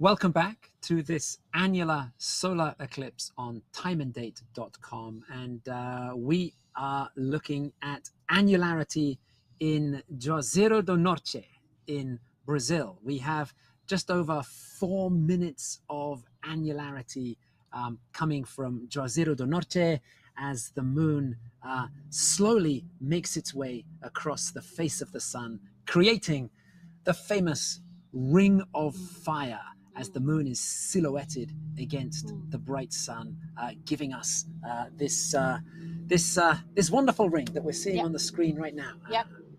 And we were lucky we had another annularity before that one. That's right. Just before this, we were looking at a beautiful annularity that came from Canal dos Carajás in Brazil. That image there, that came from the UFPA. That's a team from the Federal University of Pará in Brazil, and they caught a beautiful annularity there. All these images from Brazil today are coming via the Observatório Nacional, the National Observatory of Brazil, and they have done an amazing job lining up these teams across Brazil to capture these images. So yes, we are approaching the second half of annularity in Juazeiro do Norte. The eclipse is almost finishing worldwide, Anna. We can also see on our live eclipse map on the right. Looking funky. It is. It is. The moon's shadow, that red area, which earlier in the eclipse was a very neat circle. It's now stretched out. Half of that umbral shadow is now in space. It's kind of skimming off the edge of the Earth. It's moving at a very high speed. We can see it's accelerating.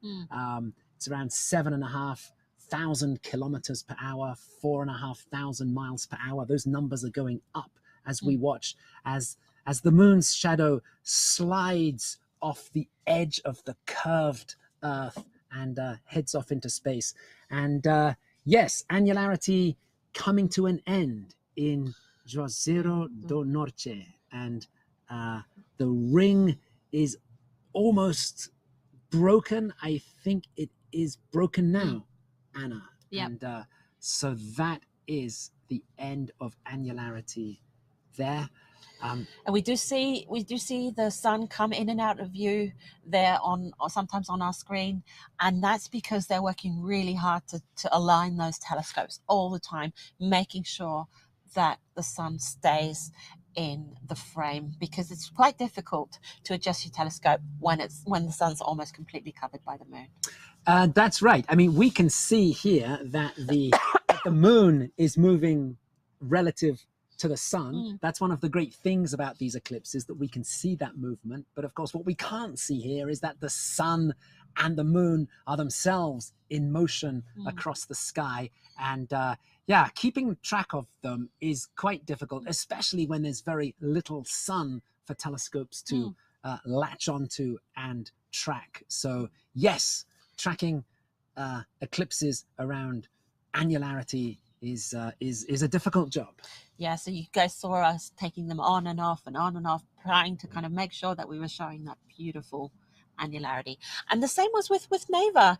One of our highlights of this eclipse show, I reckon, was 5 minutes and more, 5 minutes, 5 seconds of annularity from Neva in Colombia. And that was provided by Michelle Mora.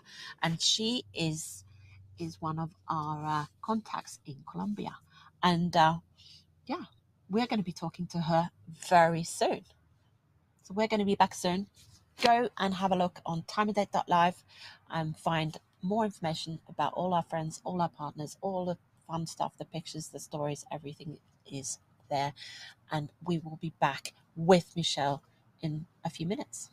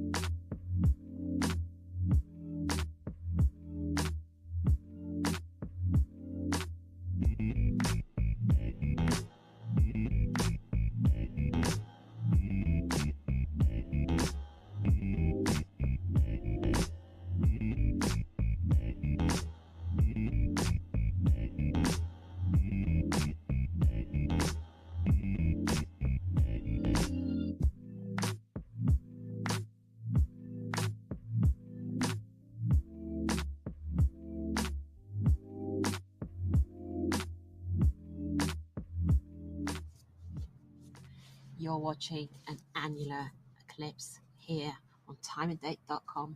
And we're on the ground in Roswell, New Mexico. The eclipse has been over here for quite a while, but it has still been going on in South America, and we have been following it with excitement and trepidation and all the feelings that come with eclipses. And we promised you an interview with Michelle Mora. She's an astronomer from Venezuela, and she works at the Planetario de Medellin. Is that correctly pronounced? I hope so. And Yes. we're very happy to talk to you. We're very happy to talk to you, Michelle. So we'll get her on screen now. There she is. Hi. Hi, Michelle. Yes, So I'm good very to excited see to you. be here. And congratulations on your amazing live stream of the annular eclipse. Yes, we Yeah, were very excited, and it was wonderful.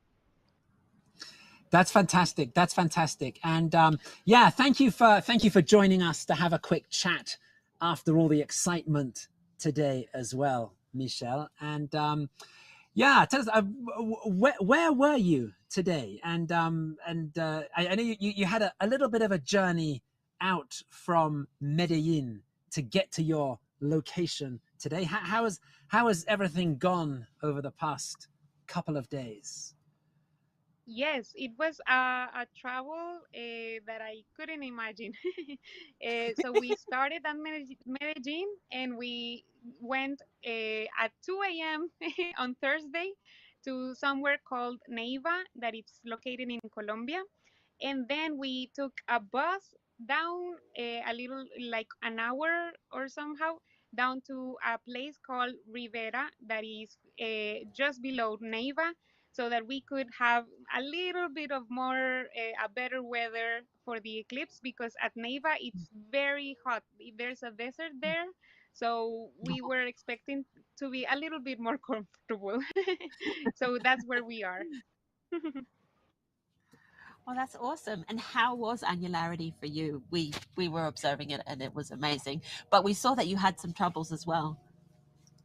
Yes, right at annularity, we had a problem with the HDMI, and it disconnected, and we were like running, and we were very stressed. It was I was shaking, and I was trying to see it, but I was trying to talk to it with the people, and, and it was stressful, but an amazing 5 minutes. They felt like 10 minutes for sure. It felt like it went really Yes. quickly and really slowly at the same time from our end. So it was Yes, we exactly. were just cheering for you. Yeah, Yes. fantastic. And Michelle, when you're not getting up at 2 o'clock in the morning and traveling to remote areas in Colombia to chase eclipses, you're part of the team at the planetarium in Medellin, and you do some amazing outreach work all the year round. Can you tell us a little bit about some of the activities that you do at the planetarium? Yes, thank you. Thank you for your words. So at the planetarium, I am leader of the astronomy and education part of the planetarium. So we, as a team, we are working with teachers so that they can share with their students the everything about astronomy. In fact, I didn't remember to tell you, but we did a contest this year that was called "How is the eclipse gonna show in your school?" And we used time and date that so that they could see how they were going to see the eclipse from different parts of Colombia, and they draw it, and we had 3 winners, and they all received sunglasses, special sunglasses for the eclipse. So that was one thing that we did somehow related to your to time and date.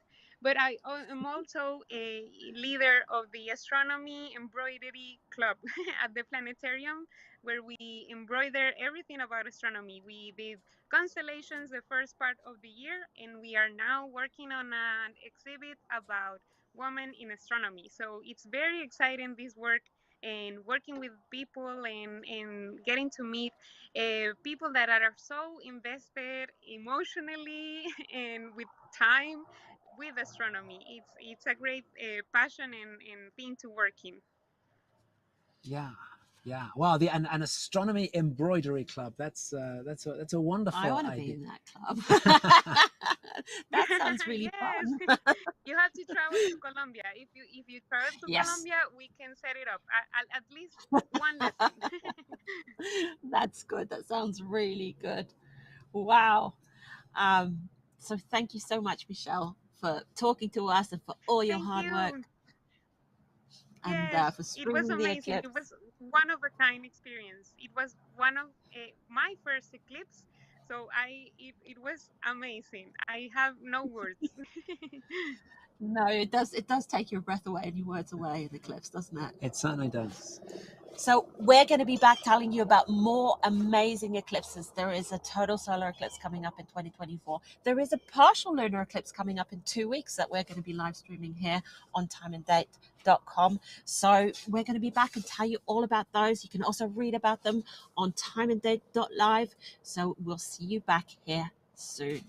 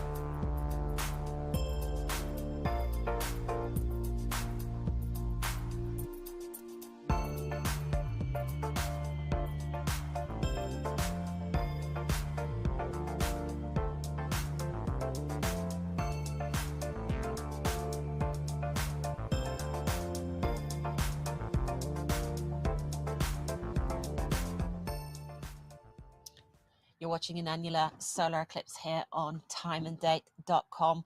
We're on the ground, Graham and Anna here in Roswell, New Mexico, and we've been here for almost 6 hours, and we're running out of images of the sun. So this is the time for us to round up and tell you all about what is coming up. It's been a marathon of an eclipse. You've been watching the October 2023 annular solar eclipse, but we have more to come in 2 weeks, and we can take a look at our future live eclipses. Yeah, there we go. So we've got a lunar eclipse coming up in 2 weeks in Europe. It can be seen here, but it can be seen live on timeanddate.live or timeanddate.com. You can go and have a look at the eclipse there.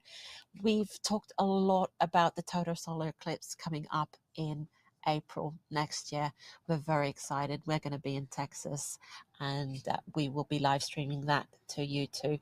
And there is going to be another annular solar eclipse just under a year from now in the southern tip of Argentina and Chile. They've got lone countries and they get a lot of eclipses, lucky buggers.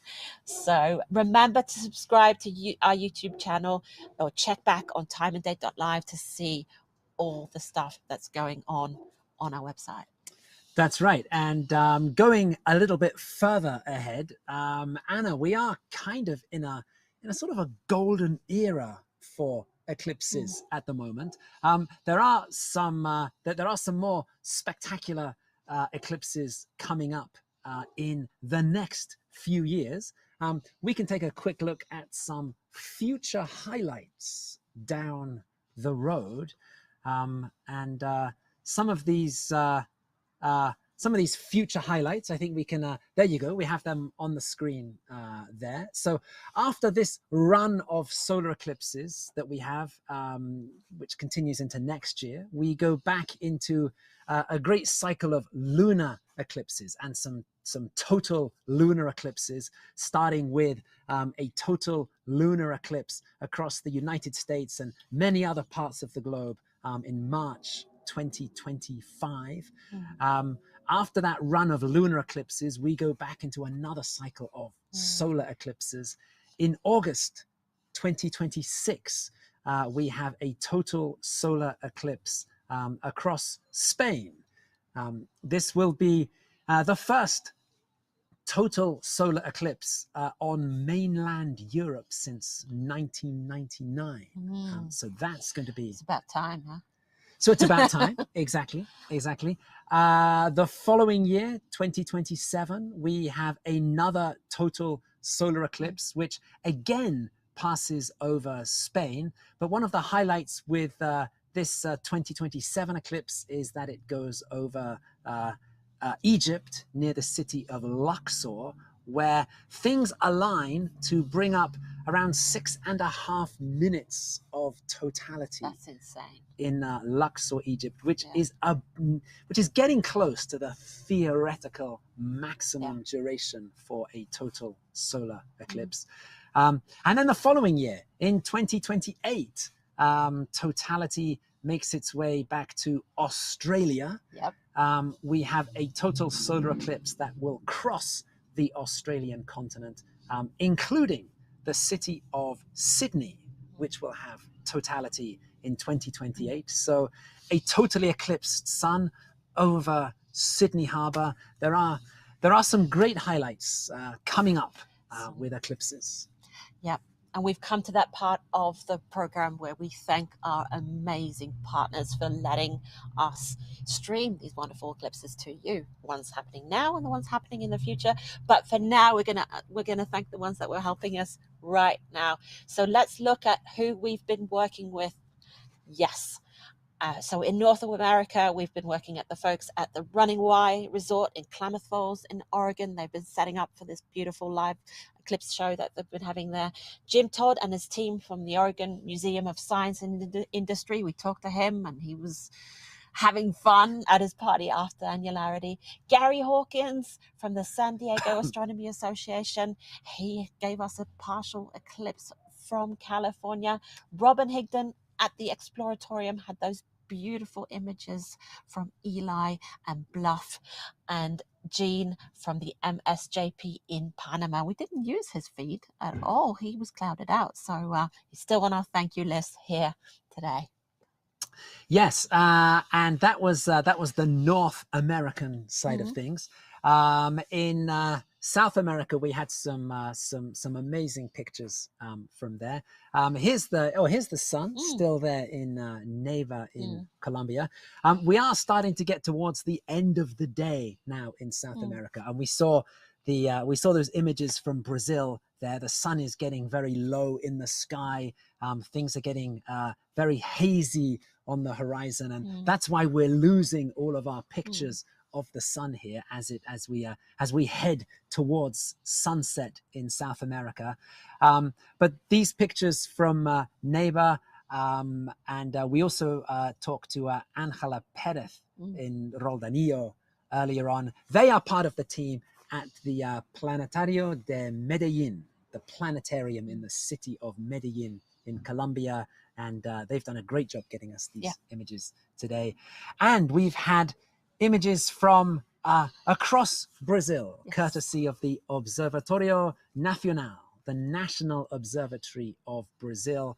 And we have to thank Josina Oliveira do Nascimento, Ricardo Ogando, who we talked to, Marcelo Dominguez, who we saw briefly in our interview there, and the rest of a very large team spread across Brazil today. So yes, just thank you so much. We're always so fortunate to be able to work with such amazing teams of people across the globe, and today has been a great example of that. We have two more thank yous to mention. One of them is to Khadija Ahmad and the team at the Dubai Astronomy Group. They have been in Albuquerque, New Mexico for this eclipse, and they've been very supportive to us and helping us on the ground here in New Mexico. They're also going to be a very big part of our next live stream in 2 weeks' time. Only 2 weeks. Only 2 weeks, when they will be giving us live images of the partial lunar eclipse in the skies above Dubai. So we've got a lot to look forward to there as well. And last but not least, we want to thank Peggy Bolin and the Roswell Astronomy Club. They have been our gracious hosts here in New Mexico, and they've been helping us out with everything we need: food, canopy, restaurant. It's a beautiful conversation. It's been such fun to get to know the Astronomy Club and Peggy Bolin here. So for now, it's goodbye from us here at Time and Date, but we're going to be back in 2 weeks, and we're going to have our own party here in Roswell, New Mexico, and celebrate the 6-hour eclipse. See you back.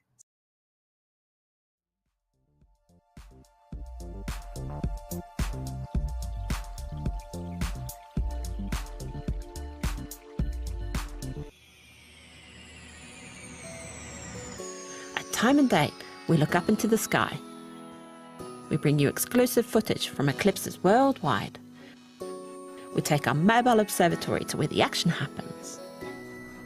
Hi, Stefan. Hi, Anna. We collaborate with experts and observatories across the globe to bring you the best view of celestial events. And we ordered the Devil's Horn just for you. Now, we have to say thank you very much for your images tonight. We explain how and show why it all happens while answering your questions during our live broadcast events. That is a meteor. Find your home and even more details on Time and Date.